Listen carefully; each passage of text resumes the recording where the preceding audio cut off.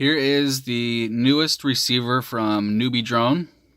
It's for dsmx, and it's pretty awesome.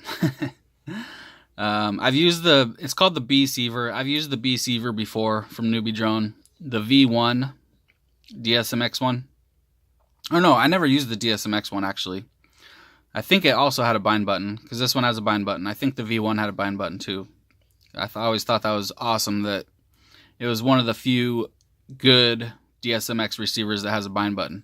And when I say good, I mean there's a couple of other dsmx receivers out there that have a bind button also, but they suck. One of them being Redcon, I think was the brand. Yeah, Redcon. I can't remember the other one, but yeah, they suck bad. So don't ever get those ones. So yeah, this is the Newbeedrone beeceiver V2. It's for dsmx, and it has some pretty awesome features. The first one being it weighs less than a gram. So this is going to be your go-to receiver for any tiny whoop, brushless whoop, any quad that size, a 2-inch, even a 2.5 inch. I mean, it's got diversity. So it's, I mean, I don't know. I haven't tested the range. I'm not going to either, but I would have to say that it probably compares with any other Spectrum receiver that, for example, like the 4648T, I think. Yeah, that auto bind one. It probably gets about the same range as that. So yeah, pretty light, less than a gram, so it can go on anything.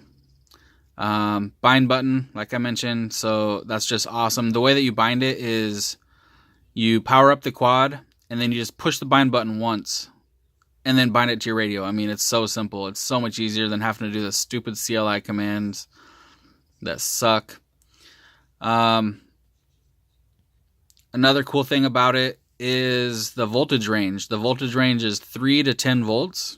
So you don't just have to use a 3.3 volt pad.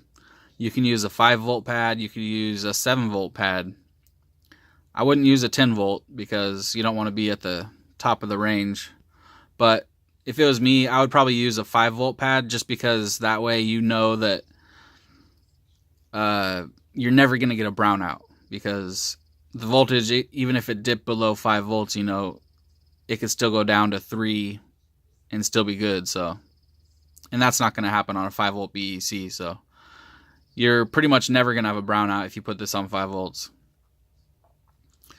And it's tiny. The other thing, it's like, I'm not sure if, oh, here's okay, this is a U-Sky. U-Sky is like the tiniest receiver I've ever seen. And look at that, it's almost the same size. So, yeah, it's super tiny. Super light. Diversity, bind button. I mean, what else could you ask for a dsmx receiver? So yeah, there you go. Just thought I'd show it real quick. All right.